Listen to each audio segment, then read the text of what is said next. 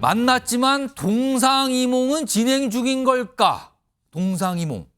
그러면은 윤석열 대통령과 한동훈 비대위원장이 약간 다른 생각을 가고 있는데 이게 계속 진행되고 있는 건가? 이런 얘기 같은데요. 우선 한동훈 비대위원장이 오늘 얘기한 게 아니고요. 최근 그리고 앞서서 한 말들이 좀 있습니다. 굉장히 의미심장하게 당시에도 소개가 됐었죠. 다시 한번 들어보겠습니다. 저는 4월 10일 총선이 우리 국민과 이 나라의 미래를 위해서 정말 중요하다고 생각합니다. 그렇기 때문에 제 모든 것을 아낌없이 쏟아붓겠다는 각오로 이 자리를 받아들였고 저는 선민후사하겠습니다. 여러 가지 시각이 있겠습니다만 당은 당의 일을 하는 것이고 정은 정의 일을 하는 것이 국민을 위한 정치를 하는 길입니다. 선민후사. 민생, 국민을 위한 게 모든 거에 앞섭니다. 그리고요, 당은 당의 일을 하면 되고요. 정은 정의 일을 하세요. 어떻게 보면은 약간 뭐 이렇게 딱 선을 긋는 느낌도 들거든요. 이런 얘기를 꺼내놨어요. 이런 가운데 다음 화면 좀 보겠습니다. 일단 이거에 대한 혹시 시각 차이가 있는 거 아닐까? 여기 보면 비대위원장 역할을 놓고 동상이몽. 일단 비대위원장이라는 여당의 비대위원장이라는 자리의 의미를 한동훈 비대위원장은 당대표로서 당의 원톱이다. 내가 끌고 간다. 이런 비슷한 취지의 맥락을 얘기를 했거든요. 내가 끌고 가는 거다. 근데 반면에 윤석열 대통령은 임시 리더십 아니냐. 요거 임시 그냥 맡은 것 뿐인 거 아니냐. 뭐 최대 6개월 잠깐 맡은 거예요. 이런 인식의 차이가 있는 거 아니냐. 그리고요. 비대위원장의 구체적인 역할을 놓고서는요. 한동훈 비대위원장은 수평적인 동반자. 그러니까 용산, 대통령실과 동반자, 그리고 당정관계 이런 동반자인데 같은 선, 수평적으로 보는 거 아니냐. 반면에 윤석열 대통령은 그냥 문제가 발생하는 것도 조율을 하고 전달하고 이런 걸로 좀 보는 거 아니냐. 이런 시각 차이가 있는 거 아니냐는 거죠. 모릅니다만 일단 충돌, 갈등 양상까지 가는 거 보니까 이런 비대위원장의 자리 그리고 역할을 놓고 다르게 생각하는 거 아니냐 이거죠. 박지원 교수님은 어떻게 보십니까 이거? 5년 단임제 대통령제에서 이런 예. 일은 필연적으로 일어날 수밖에 없습니다. 그러니까 우리 역사가 육공화국 들어서서 인기가 좋은 대통령이면은 예. 여권의 후보가 현직 대통령하고 차별화를 할 이유가 없어요. 그런데 5년 단임제 대통령제에서 임기 3년 차가 넘어가면서 지지율이 예. 40% 이하로 내려가는 경우가 거의 대부분입니다. 그런데 윤석열 대통령은 임기 시작하자마자 지지율이 30%대예요. 그러면 윤석열 대통령이 잘하고 있으면 여권이 뭐하러 차별화를 합니까? 가만히 앉아있어도 총선에서 승리할 수 있습니다. 예. 그런데 지금 총선 패배가 눈앞에 보이고 차별화를 해야 되는 이유는 윤석열 대통령의 정책이 먹히지가 않고 예. 국민들에게 인기가 없으니까 차별화를 해야 되는 거예요. 그렇기 때문에 한동훈 비대위원장, 한동훈 체제가 살아남기 위해서는 지금 양자택일 할 수밖에 없는 거예요. 윤석열 정부와의 차별화를 할 수밖에 없습니다. 다만 그 차별화를 얼마나 부드럽게 국민들에게 소위 공감대를 일으키면서 잘 하느냐. 가장 성공한 사람이 누구냐 하면 박근혜 전 대통령입니다.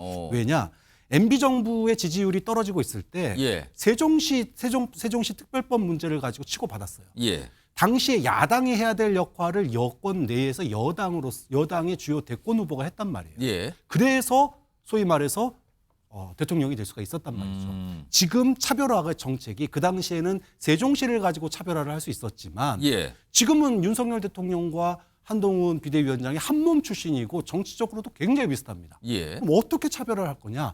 세종시만한 차별화 이슈가 없어요, 지금요. 예. 그렇기 때문에 지금 소위 국민의 눈높이, 명품백 이거 가지고 조심스럽게 차별화를 했는데 예.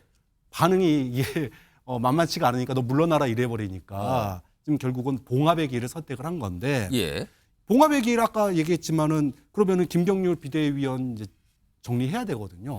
그럼 김경률 비대위원 정리하는 순간 한동훈의 정체성이 사라져버립니다.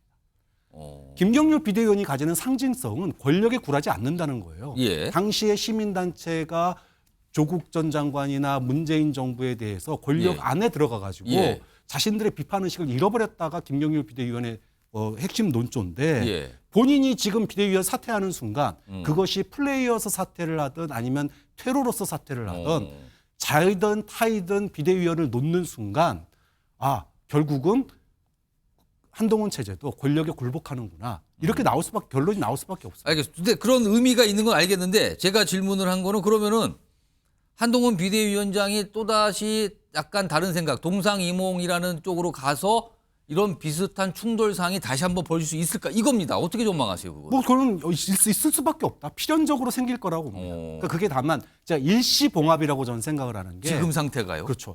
당장 총선 치러야 되는데 지금 민주당하고 싸워야 되는데 내부에서 싸움하고 있으면 표가 오겠습니까? 그렇기 때문에 선거 기간 중에는 예. 지금 일시봉합 상태가 어느 정도는 유지가 되겠지만 예. 선거 끝나고 나면 저는 이게 더 크게 재현될 거라고 봅니다. 자, 일단 이 비대위원장의 자리의 의미를 다르게 생각하고 있는 게 아닌가 혹시 뭐 이런 분석도 좀 나오는 상황이고요. 다음 화면 좀 보겠습니다. 최근 상황에서 이렇게 갈등, 충돌로 비춰진 상황에서 한동훈 비대위원장이 뭔가 강수를 던진 거 아니냐고 평가받는 게 세 가지가 있어요. 본인이 사퇴 거부했다라는 걸 문자로 공지를 했어요. 짧은 글이지만 내 할 일 계속 하겠다. 사실상 강하게 난 거부했다라는 걸 밝혔어요, 스스로. 그리고요, 이게 다 지난 일요일 22일 날 있었던 일이거든요. 그리고 그 시간 뒤에 한 언론 보도에는 본인에게 사퇴 요구를 한 사람이 누구냐, 이관섭 비서실장이라는 게 언론 보도에서 이름이 나왔어요. 실명이 보도가 된 겁니다. 그리고요, 그 다음 날 어제입니다. 이철규 전 사무총장 친윤 인사로 꼽히시는 분입니다. 대표적인 분인데 이철규는 내 스태프입니다. 이렇게 발언을 합니다. 한동훈 비대위원장이. 내 스태프니까 제가 지휘하는 직원이에요. 이 뜻이 된 겁니다. 자, 요 세 번째 내용에 관련된 한동훈 비대위원장의 목소리 들어보겠습니다. 이철규 위원장하고 이야기 오래 나누셨는데 혹시 어떤 얘기 나누셨는지 알 수 있을까요? 네, 죄송한데 길은 막지 마시고. 네.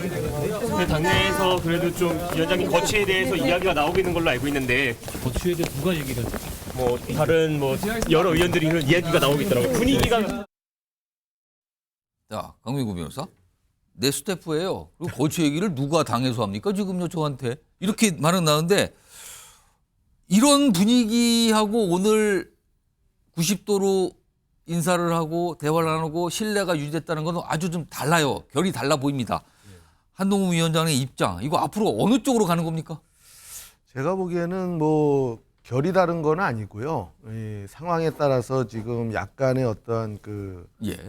좀 이제 처음에는 이제 본인도 굉장히 강수를 뒀죠. 근데 이제 이렇게 되다가는 정말로 이 당이 이제 분열이 되는 거 아닌가 하는 주변에서 아마 여러 우려 섞인 얘기들이 많이 나왔을 겁니다. 예. 그래서 이제 아마 태도를 좀 유화적으로 한 것이고 또 뭐 솔직히 윤석열 대통령에 대해서는 인간적으로 좀 미안한 마음도 없지 않아 있을 것이다. 그래서 뭐 아까 뭐 폴더 인사를 했다고 하는데 저는 뭐 그거에 대해서는 그렇다고 해서 한동훈 비대위원장이 뭐 본인의 생각을 다 접은 것이다. 이렇게 보는 거는 조금 시기상조가 아닌가. 어쨌든 간에 지금 한동훈 위원장하고 윤석열 대통령 간의 관계는 이게 참 같이 또 이제 나가야 되는 입장이지만 예. 또 한편으로는 현재 권력과 미래 권력의 어떠한 그런 대칭점도 좀 없지 않아 있고요. 예. 한동훈 위원장 입장에서 본다면은 이번 총선을 만약에 실패한다면 거의 실업자가 되거든요. 그냥 본인이 할 게 아무것도 없는 거예요, 이제는. 국회의원도 안 나가고 또 뭐 변호사 하기도 그렇고. 예. 다시 또 뭐 장관으로 돌아갈 수도 없을 것이고. 그러니까 한동훈 위원장 입장에서는 본인의 정치 생명을 여기다가 걸어야 되는데 자신도 이 총선 이후에 자신의 모습에 대해서 많은 걱정을 하는 어떤 인터뷰는 나왔지만 결국 이 총선에서 승리하기 위해서는 어쩔 수 없이 고육지책을 쓸 수밖에 없지 않았나. 그런 의미에서 저는 좀 이해가 됩니다. 박성준 의원님은 내 스태프다. 내가 거칠 누가 얘기하나? 네. 이게 어제 나왔던 발언이었거든요. 이거 어떻게 들으셨습니까? 이제 큰 정치인으로 발돋움하는 큰 계기가 어디에 있냐면 이제 분기점 전환점이 있어요. 예. 그게 하나가 뭐냐면 인간적 판단에서 정적 판단으로 넘어갈 때란 말이죠. 잠깐 인간적 판단을 했는데 정에 그거를 의해서 판단하는 관계에 있다가 정치적 판단을 예, 정적 판단으로 넘어가는 단계에서 이제 큰 정치인의 모습이 있는 건데 제가 그 얘기했잖아요. 처음에 윤석열 대통령과 한동훈 비대위원장은 검찰 출신이면서 인간적 관계였잖아요. 같은 일을 하면서 동지였고 주종 관계였단 말이에요. 근데 왜 그 얘기를 섞여서 한동훈 비대위원장이 동반자 관계다. 아까 이건 이미 수평적 수평적 동반자 예. 관계라고 하는 이건 이제 정치적 판단이 들어간 거예요. 그래서 이건 뭐냐면 내가 독자적인 행보를 통해서 이걸 정치적으로 수행하겠다라고 하는 것을 선언한 겁니다. 그렇기 때문에 이번에 사퇴에 대한 요구가 등장했을 때 예. 내가 이거 거부했다. 어. 이건 단호한 입장을 피력한 거고 그다음에 이관섭 비서실장이 나한테 사퇴를 요구했다라는 실명을 깐다라는 것은 실명을 공개한다라는 것은 예. 대통령의 정면 도전인 거예요, 이거는요. 사실 이게 한동훈 비대위원장 지금 공개인지 모르지만 보도는 나왔어요. 그 저녁 그러니까요. 시점에 그건 묘한 뭐냐면 시점에 정면 도전인 거예요. 그건 윤석열 대통령 입장에서는 아 이건 나에 대한 정면 도전이구나. 오늘 서천에서 보셨어요? 악수할 때 어깨에 하지만 보통의 인간관계라고 했으면 왔어? 하면서 이렇게 따뜻하게 하지 않습니까? 악수하고 딱 지나가지 않습니까? 그걸 볼 때 서로의 관계라고 하는 설정이 이제 애매모호해지기 시작했다라는 거고 또 하나는 이철규 의원요. 예. 이제 인재 영입위원장인가요? 예. 내 스태프다. 예.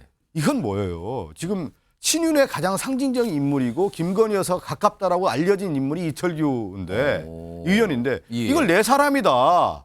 내 이걸 스태프다. 내 스태프다. 내 사람이다라고 하는 것은 나의 정적 독자 노선을 걷겠다라고 하는 것을 분명하게 선언한 거란 말이죠. 그래서 이 싸움은 단순하게 이제 끝나는 관계가 아니라는 것이죠. 지금 이게 봉합처럼 보이지만 예. 내부적인 신뢰 관계가 이미 금이 갔다라는 거예요. 우리 예. 고사에 고전에 나오잖아요. 의심한 자는 쓰지 말고 쓴 자는 의심하지 말라는 얘기 아니겠어요? 지금 이미 이제 의심의 단계에 들어갔다라고 하는 것이 예. 검찰에 있을 때는 의심하지 않고 신뢰 관계였고 그냥 동지였죠. 예. 근데 지금 정책 관계에서는 지금 볼 때는 상당히 서로 이제 의심하는 단계고 권력을 나눠 가질 수 없기 때문에 이 문제는 총선 이후에도 한동훈 비대위원장의 정책 진로가 만만치 않다고 봅니다. 저는 총선의 결과와 상관없이. 자, 그러니까 지난 주말부터 어제까지의 모습이 하나가 있고요. 그리고 오늘의 모습이 하나가 있습니다. 그거를 독자적으로 딱 띄어서 보면은 상당히 분위기가 다른 건 맞아 보입니다. 자, 그럼 이게 어떤 관계를 지금 그 모습이 각각 어떤 의미 그리고 어떤 연관성이 있는 걸까? 이걸 놓고 이제 해석이 다르고 분석이 다르고 정치권의 시각이 나눠질 것 같아요.